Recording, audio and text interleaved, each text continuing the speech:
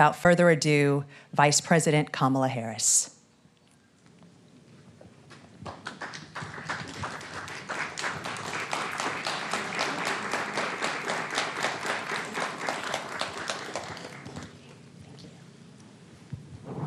Good afternoon, everyone. Madam Vice President, thank you so much for doing this and making the time. Of course. Just a little bit busy right now. We want to start on an issue that Americans across the country say is their number one concern, and that's the economy. A question that has been asked of you and everybody that's on the Democratic side is whether or not voters are better off now than they were 4 years ago. Are they better off now than they were 4 years ago? So when we came into, well, first of all, let me just say, it is good to be with the National Association of Black Journalists, and I thank you for the work you do and that your members do every day. It is very important that we ensure that this organization and your members always have the resources and the platforms to deliver the voices that must be heard. So I thank you for hosting me today. 4 years ago, when we came in during the worst unemployment since the Great Depression. We came in during the worst public health epidemic in centuries. We came in after the worst attack on our democracy since the Civil War. And a lot of it due in large part to the mismanagement by the former president as it relates to COVID and obviously January 6th. And we had then a lot of work to do to clean up a mess. As of today, we have created over 16 million new jobs, over 800,000 new manufacturing jobs. We have the lowest Black unemployment rate in generations. We have invested in small businesses, and they're to the benefit of many people, but including Black small businesses, some of the highest rate of creation of new Black small businesses in years. We have done the work of capping the cost of prescription medication for our seniors for issues like insulin. And again, I'm speaking to the Black journalists who care about all people, but in particular, I'll talk about the impact on Black people, where we know Black folks are 60% more likely to be diagnosed with diabetes. And we have now finally capped the cost of insulin for our seniors at $35 a month, capped the cost of prescription medication for our seniors at $2,000 a year, because we, unlike the former president who promised to do it, we finally have allowed Medicare to negotiate drug prices against the big pharmaceutical companies. And these are just some of the accomplishments. Is the price of groceries still too high? Yes. Do we have more work to do? Yes. And I will tell you, I do believe that I offer a new generation of leadership for our country that is about, in particular, turning the page on an era that sadly has shown us attempts by some to incite fear, to create division in our country, and to do the work that is about bringing some level of optimism and, dare I say, ambition about what I know is possible in our country. And so my plan for the economy includes what I imagine and believe and call an opportunity economy. What we can do to grow an opportunity economy where all people have access to the resources to compete, to apply their incredible work ethic, their ambition, their aspirations, and their dreams, and actually not just get by, but get ahead. And I can talk in more detail about it, but specifically, I'll mention a few things. Yeah. One of the big issues that affects people right now in terms of the economy and their economic well-being is we have a shortage of housing supply. It's too expensive. People can't afford to buy a home. You know, we grew up, our parents, where they had the ability to somehow believe the American dream was attainable. Not so much for younger working people. And I recognize that. So my approach is a new approach, which is to say, let's just take this and deal with it head on. And part of my approach is to say, I'm going to employ and engage the private sector, in particular home builders with tax credits, to give them the incentive to create new housing, 3 million by the end of my first term, and understanding that not everybody is, handed a silver spoon, but works hard and is trying to save up for a down payment. Part of my plan under my opportunity economy is to give first-time home buyers a $25,000 down payment assistance so they can just get their foot in the door to be able to then engage in what will prove to be their opportunity to build intergenerational wealth. And here's my personal experience coming at that. I grew up a middle-class kid. My mother was hardworking. She raised me and my sister Maya. She saved up, and it was only by the time I was a teenager that she could afford to actually buy her first home. And I know, and I identify with, I know where I come from. Madam Vice President. And I know, but I'm just going to finish. I know that so many people work so hard and should have the opportunity to just get their foot in the door. Again, so it's not just about getting by, but getting ahead. Please. I'd like to ask you more about the opportunity economy. Housing is a part of it, as well as expanding the earned income tax credit, financial support, as you mentioned, for first-time buyers, and a $50,000 tax deduction for startups and small businesses. But I want to talk to you about the squeeze that millions of Americans are also dealing with that impacts their ability to work and make money, and that is child care and elder care. And it's a squeeze for millions of people. In some parts of the country, it costs more for child care than for rents. I think Bloomberg recently reported an average of $33,000 a year. So I'm just wondering, you mentioned that in your opportunity economy, a child tax credit, but that's just one part of an ecosystem. Please tell us, what plans will you propose to guarantee that families can actually afford child care and elder care? So to your point, it is sadly the state of affairs in our country that working people often have to decide to either be able to work or be able to afford child care. Like they can't afford child care and actually do the work that they want to do because it's too expensive and it doesn't actually level out in terms of the expense versus the income. My plan is that no family, no working family should pay more than 7% of their income in child care. Because I know that when you talk about the return on that investment, allowing people to work, allowing people to pursue their dreams in terms of how they want to work, where they want to work, benefits us all. It strengthens the entire economy. We saw, for example, during the pandemic what happened. And it sadly has dissipated as a conversation that we need to resuscitate, which is the number of women that had to leave the workforce because of a lack of child care and home health care. And so many of our families, and in particular women, end up carrying the responsibility. Men do too, of course. What we call people who are in the sandwich generation. Exactly. Who have young children and are also taking care of their parents. And it is just absolutely too expensive for them to be able to work and do that. So my plan is not only about 7% of income for working people for child care, but also we need to do better for our child care providers and our home health care providers in terms of ensuring that they receive the wages that they deserve based on the dignity of their work. I have spent time with home health care providers, and their work is some of the most taxing work you can imagine. And I actually, when my mother was sick with cancer, did a lot in terms of taking care of her. And the work that is about taking care of a loved one, in particular an elder, is extraordinarily heavy in terms of the emotional toll, the time it takes, and we do it because that is what we do, but not everyone has the ability to take time from work to do it, and they need help, and we need to make sure we have home health care workers that can help them. But I want to also get back to the earlier point that you made about extending the child tax credit.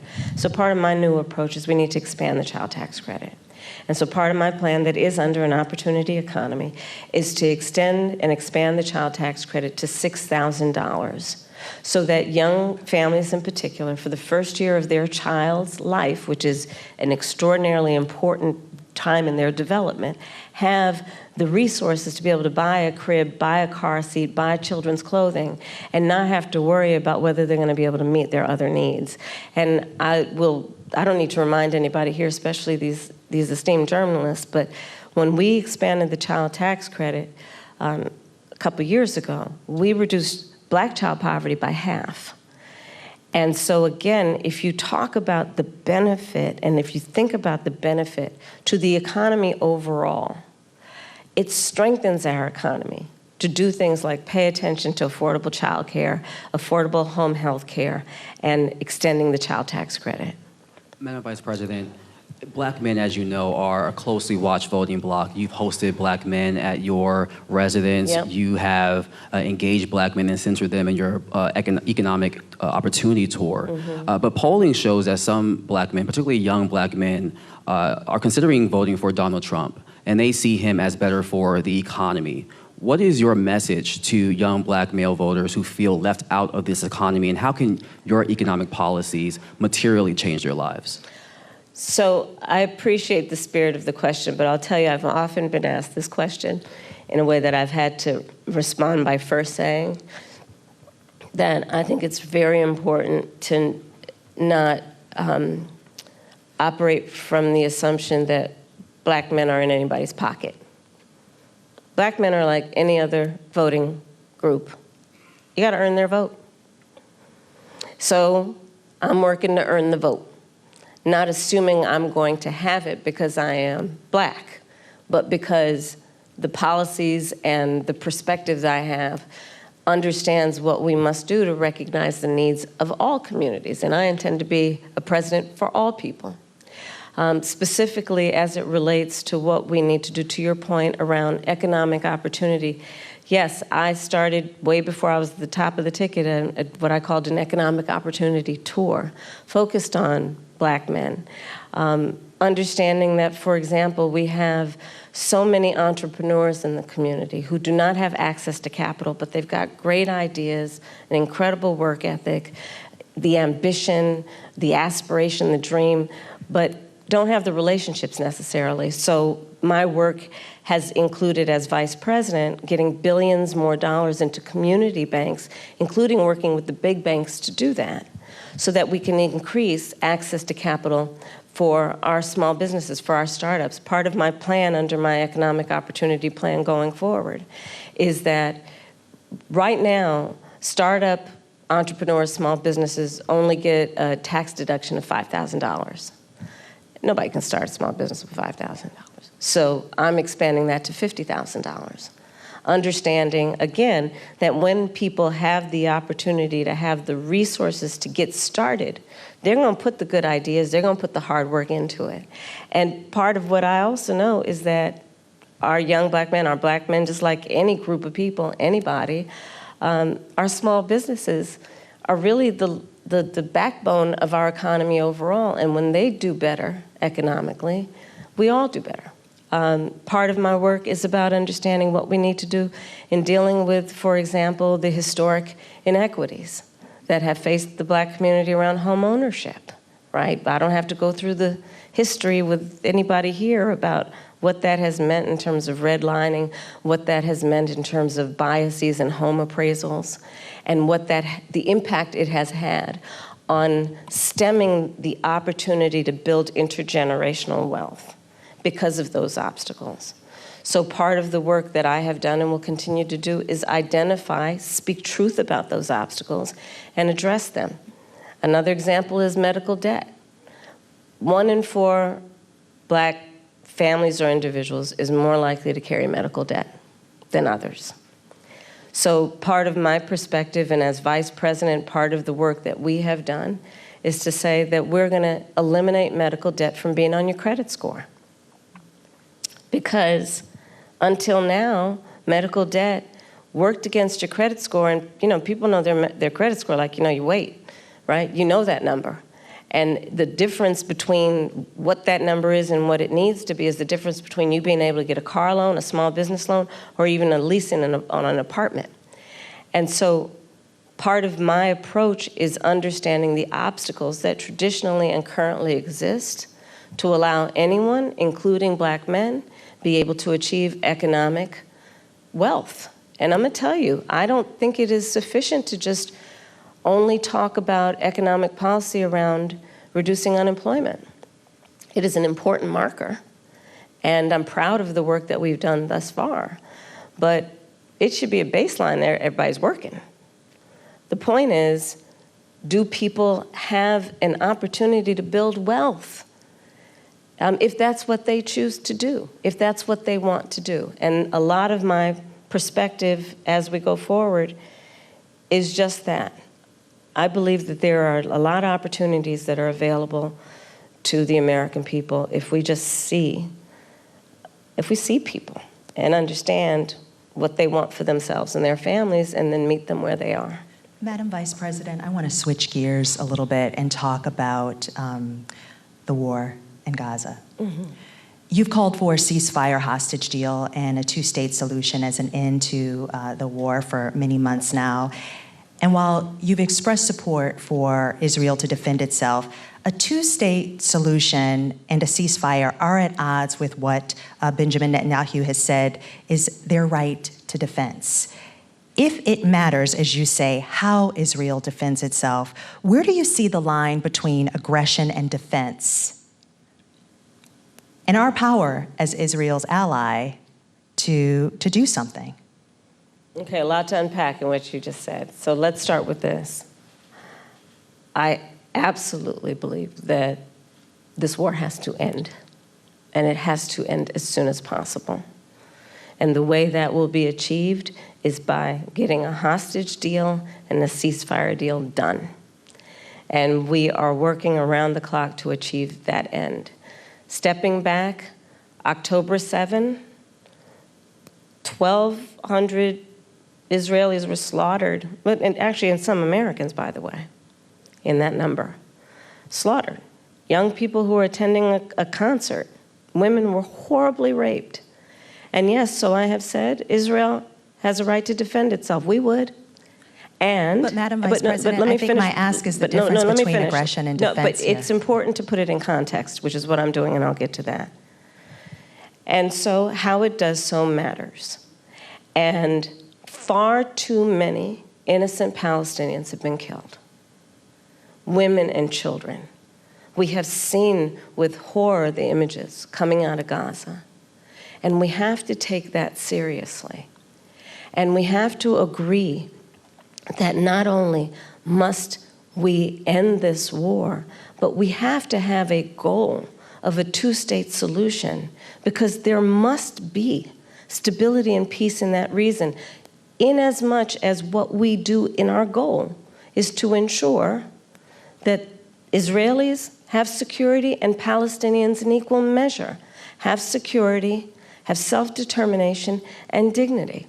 A question for you on that, though. What levers does the U.S. have to support Palestinians in their right to self-determination? And is it even possible as Israel's ally? Well, absolutely.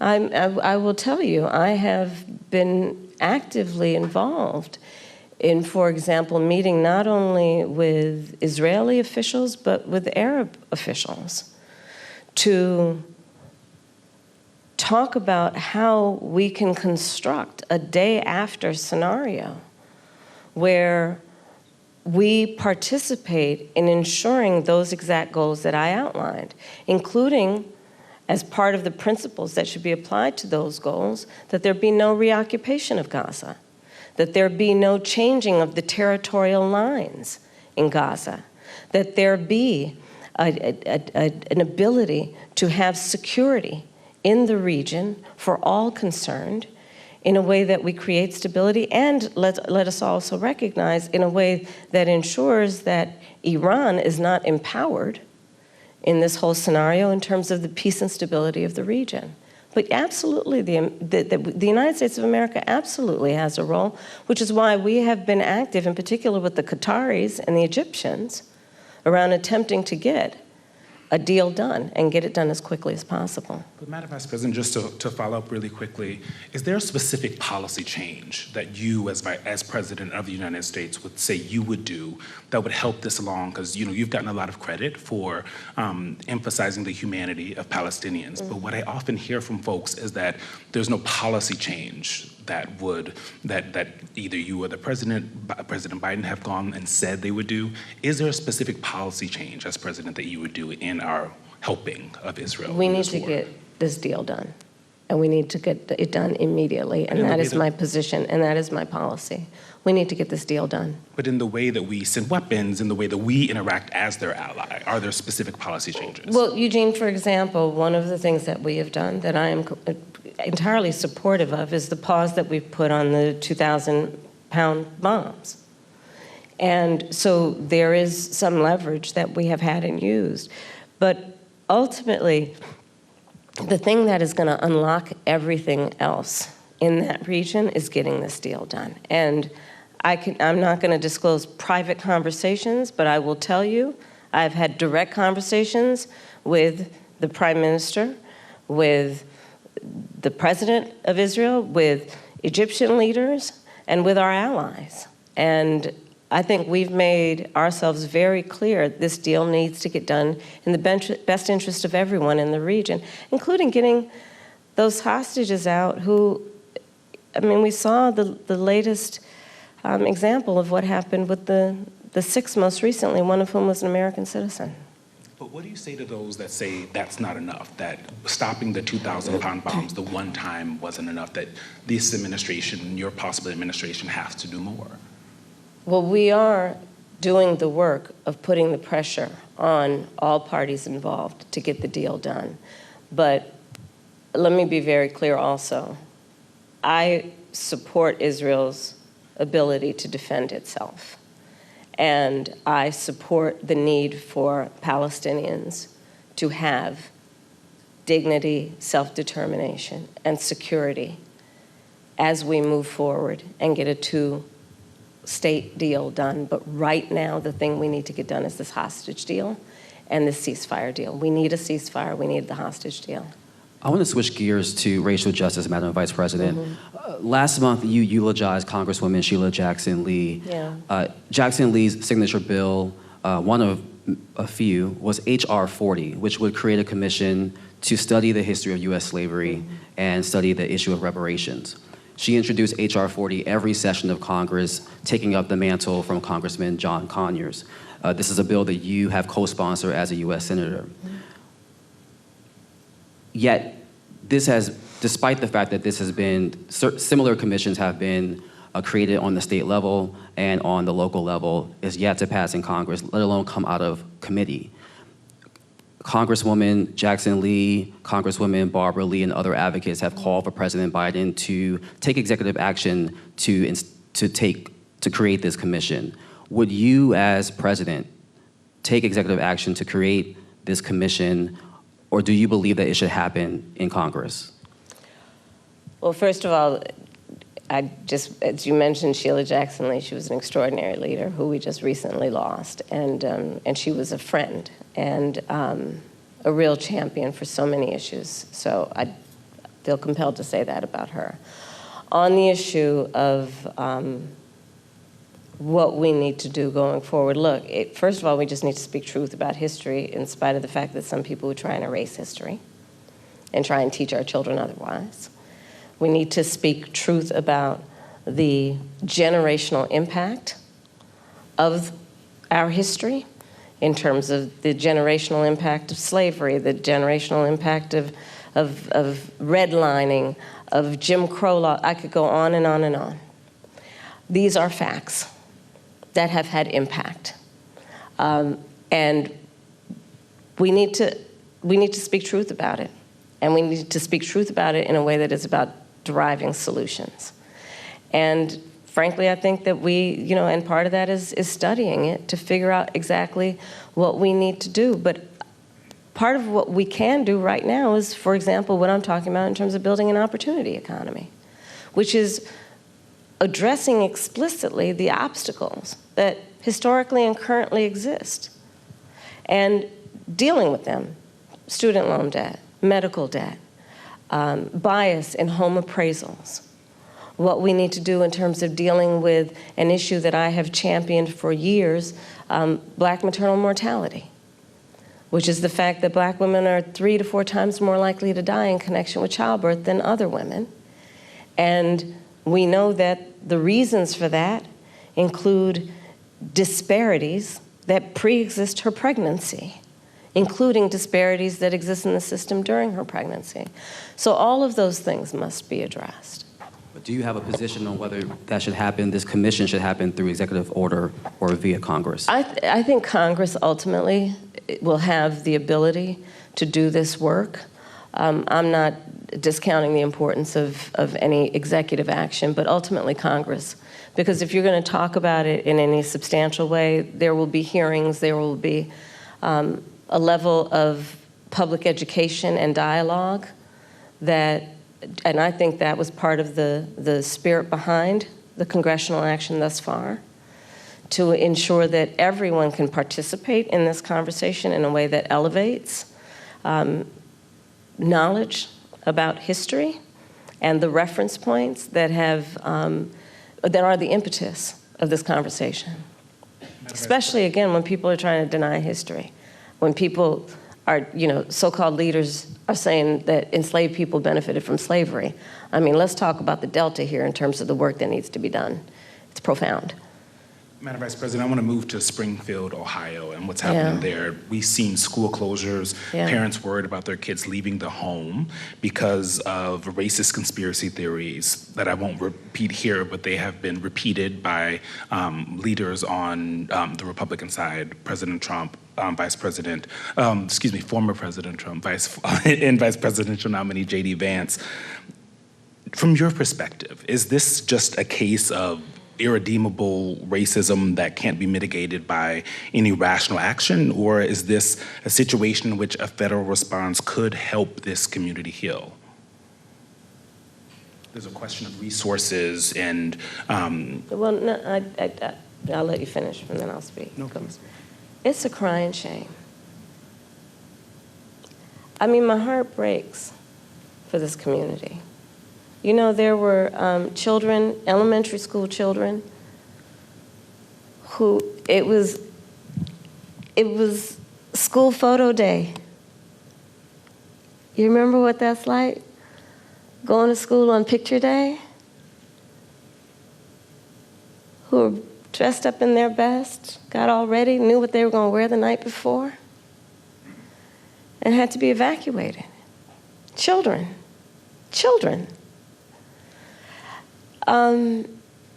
A whole community put in fear. And I'll say a couple things about it. One, I learned a long time ago in my career, having a background as a prosecutor, when you have these positions, when you have that kind of microphone in front of you, you really ought to understand at a very deep level how much your words have meaning. I learned at a very young stage in my career that the meaning of my words could impact whether somebody was free or in prison. As Attorney General, I was of California, 5th largest economy in the world. I was acutely aware that my words could move markets. When you are bestowed with a microphone that is that big, there is a profound responsibility that comes with that. That is an extension of what should not be lost in this moment, this concept of the public trust. To then understand what the public trust means. It means that you have been invested with trust to be responsible in the way you use your words, much less how you conduct yourself. And especially when you have been and then seek to be again President of the United States of America. And so I go back to, it's a crying shame, literally, what's happening to those families, those children in that community, not to mention what is happening in terms of, look, you say you care about law enforcement resources being put into this because of these serious threats that are being issued against a community that is living a productive, good life before this happened. And spewing lies that are grounded in tropes that are age-old. And look, I said it not very far from here the other day at the debate. This is not new. This is not new in terms of these tropes. This is not new in terms of where it's coming from. And, you know, whether it is refusing to rent to people, rent to black families, whether it is taking out a full-page ad in the New York Times against 5 innocent black and Latino teenagers, the Central Park 5, calling for their execution, whether it is referring to the first black president of the United States with a lie, birther lies. And look, the American people deserve, and I do believe want better than this. I do believe that. I know, the vast majority of us as Americans know we have so much more in common than what separates us. I know that. I know that regardless of someone's background, their race, their gender, their geographic location, I know that people are deeply troubled by what is happening to that community in Springfield, Ohio. And it's got to stop. And we've got to say that you cannot be entrusted with standing behind the seal of the President of the United States of America, engaging in that hateful rhetoric that, as usual, is designed to divide us as a country, is designed to have people pointing fingers at each other. It's designed to do that. And I think most people in our country, regardless of their race, are starting to see through this nonsense and to say, you know what, let's turn the page on this. This is exhausting and it's harmful and it's hateful and grounded in some age-old stuff that we should not have the tolerance for. So let's turn the page and chart a new way forward and say, you can't have that microphone again. Madam Vice President, I'm switching gears again. Okay. Quick question. I want to talk to you about gun control. So you've said you support an assault weapons ban and universal background checks, and we actually learned during the debate that you are a gun owner. Mm-hmm. But in cities like Philadelphia, handguns are responsible for most homicides and violent crime. The most recent FBI data shows handguns were involved in 59% of murders in our country. How will you address the issue of the use of handguns? Because a push for an assault weapons ban only addresses a significant but small part of the problem.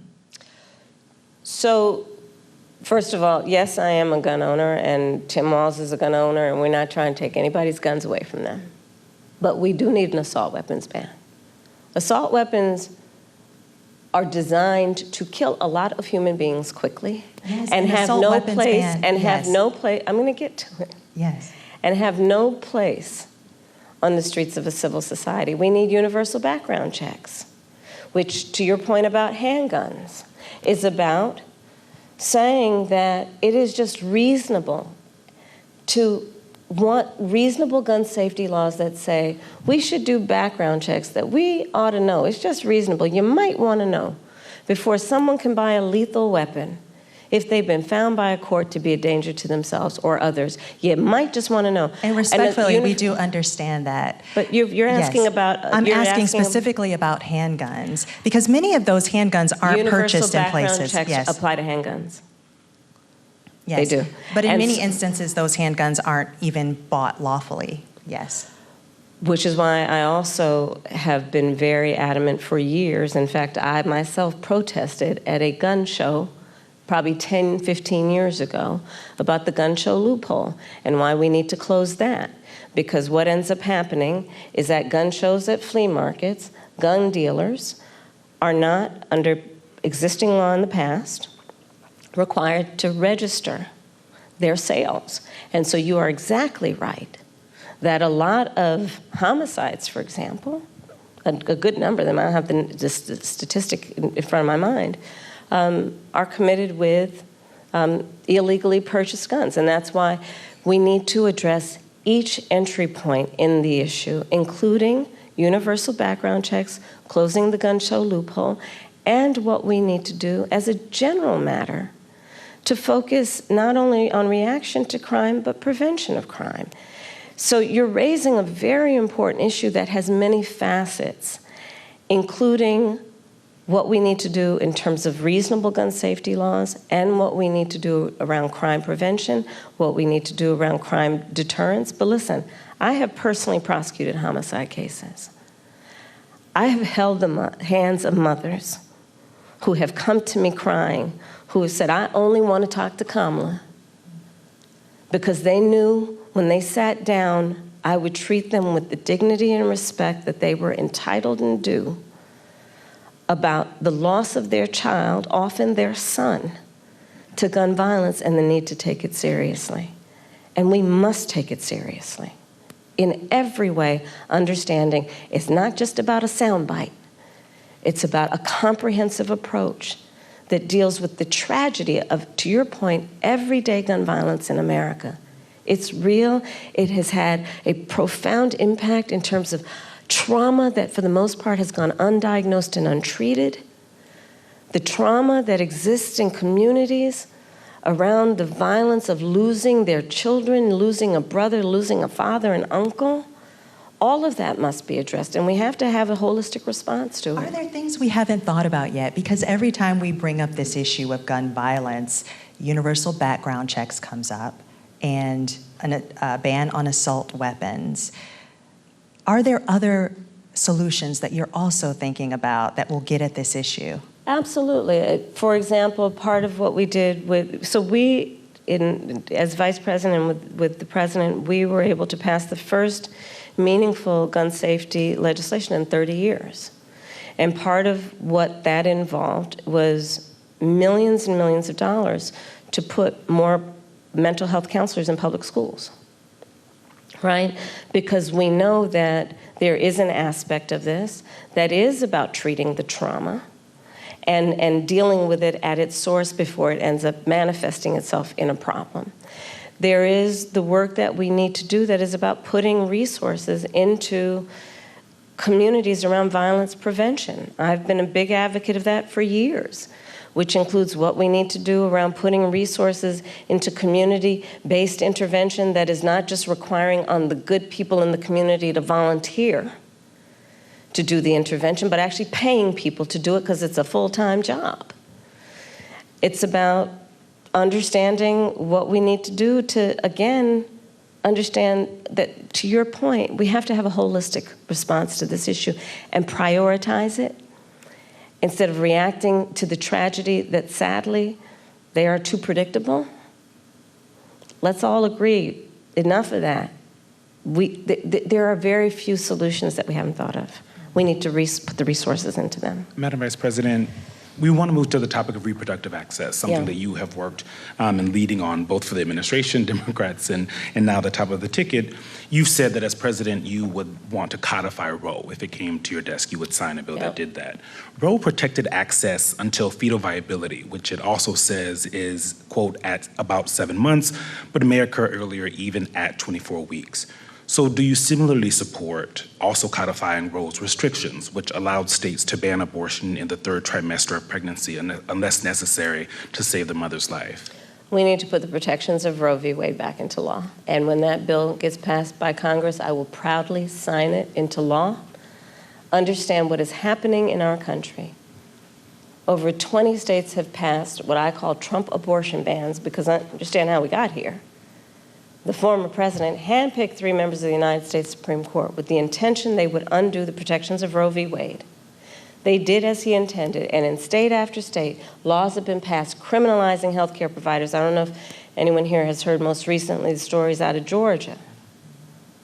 Tragic story about a young woman who died because it appears the people who should have given her health care were afraid they'd be criminalized after the Dobbs decision came down.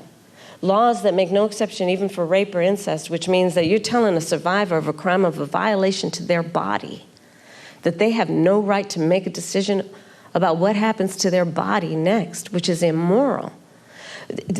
An approach that doesn't take into account that most people, I think, agree you don't have to abandon your faith or deeply held beliefs to agree the government should not be telling her what to do with her body. If she chooses, she will talk with her pastor, her priest, her rabbi, her imam, but it should not be the government or Donald Trump telling her what to do about her own body and her life.